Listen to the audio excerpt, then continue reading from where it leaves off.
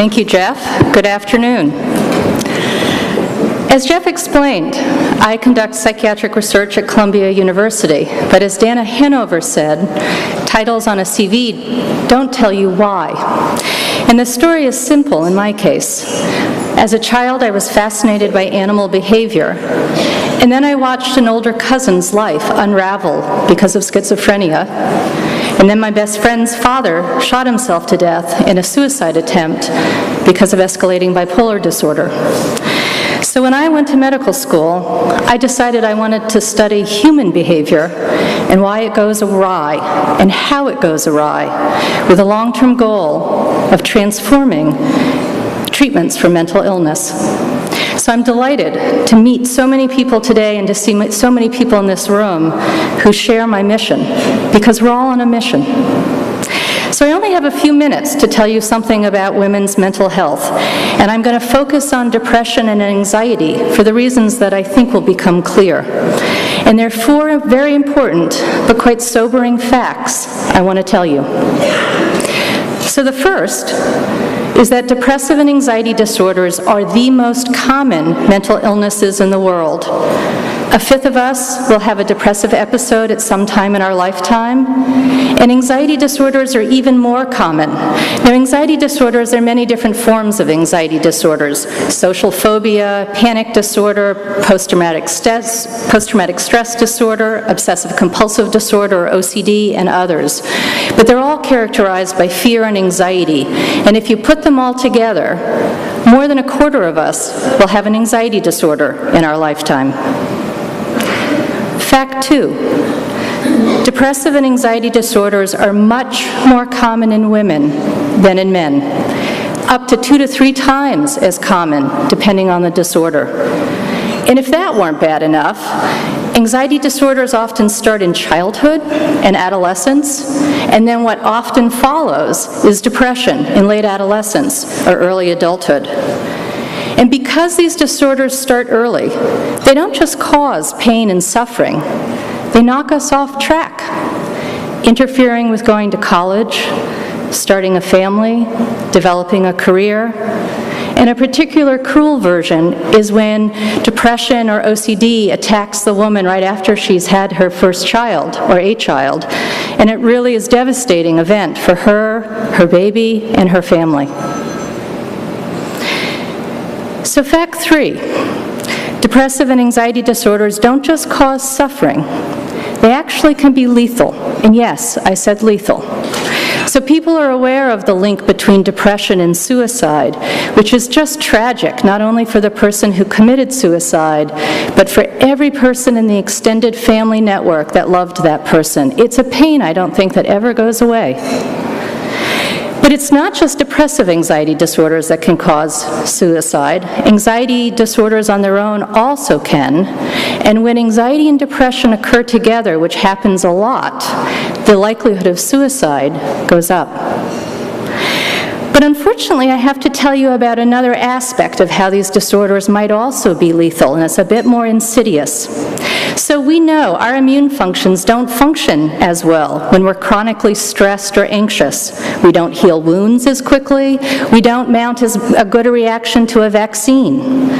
We also know that there's a very strong link between early psychological stress and the later development of chronic medical illnesses like cancer, cardiovascular disease, dementia, diabetes. So there's new data suggesting that chronic stress and anxiety might trigger a pro-inflammatory state in our bodies, and this may lead to premature cellular aging. And premature cellular aging in different body systems might actually be contributors to these chronic mental illnesses. So if this is so, then taking care of our mental health may be the key to taking care of our physical health. And the final fact I want to tell you is that, and it doesn't really make a lot of sense given the 3 I've told you before, that the public health impact of depressive and anxiety disorders is often under-recognized. These disorders are often dismissed by society. People with depression are told to cheer up or have a positive outlook on life. People with anxiety are told to chill or take a deep breath. Treatments that work, that we know work, are often hard to access in our medical system, and anxiety disorders in particular are often minimized, receiving less funding from research agencies like the National Institutes of Mental Health. But you know, I see it very differently. These disorders are very common, they affect us early, and they can be chronic if they're not treated. That's the bad news. But the good news is, if we develop better treatments, we could have a profound impact on individuals and on society. And advancing research on depression and anxiety can have a profound effect on us women.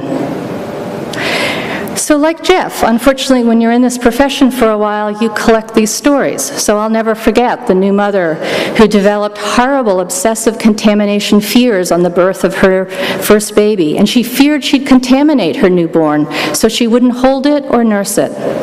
Or the 33-year-old mother with 3 small children who tried to commit suicide and almost succeeded with her shoelaces. I mean, what kills a 33-year-old woman? Not much, but depression and anxiety can. So when I look out today and I see this room full of beautiful and accomplished men and women, I am so inspired by your dedication and your interest in this problem of not only mental health, but also women's mental health. And I salute you for your courage and your wisdom, and your courage to stand up and fight against the stigma associated with mental illness. I mean, think about it. If a fifth of us are going to have a depressive episode, and more than a quarter of us are going to have an anxiety disorder, everyone in this room knows lots of people with depression and anxiety. But I also admire your wisdom, because you've chosen not only a very important problem, but one in which is full of opportunity. Now, why do I say that? Well, half of the people with depression and anxiety, we have good treatments for them, and those treatments include both medications and psychotherapies, or both. And we at Columbia are at the forefront of developing those. So what's needed there is access and education. And for the other half who don't respond well to our current treatments, we're using the latest research tools like neurochemical imaging, genotyping, and animal modeling to ask a series of very important questions, like, how do our treatments work? And why don't they work for all? What causes these illnesses? And if we knew that, can we prevent them? And if we treat anxiety and depression, could we prevent premature cellular aging and really improve our physical health? So I want to end with a personal thank you to Gray Matters. As director of the Anxiety Disorders Clinic, I've had the great privilege of mentoring 2 outstanding faculty who've received your funding from Gray Matters. And I'm just going to ask them to stand. And Carolyn, I know you already stood, but if you stood again, I'm sorry. As Jeff told you, just hold if you would. As Jeff told you, Carolyn came to Columbia after getting her MD PhD from Harvard, and she's investigating novel treatments for OCD and hoarding. And then Suzanne Amari, I think you're here someplace. There she is back there. And Suzanne also came to Columbia after receiving an MD PhD from Stanford. And she's developing animal models of anxiety and OCD to determine how molecular and cellular deficits lead to brain circuit dysfunction. So with Gray Matters support, both developed innovative research projects that then attracted independent funding from NIMH. This is an enormous step in the highly competitive field of academic medicine, and Carolyn did it with twins on board. So I hope you're as proud of them as I am. You are looking at 2 future leaders in the field.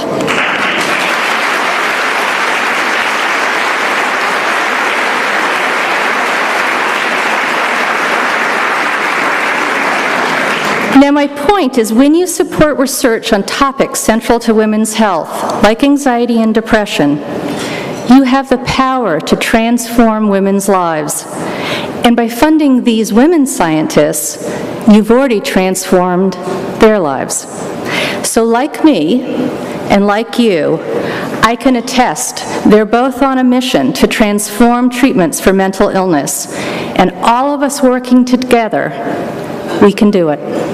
Thank you.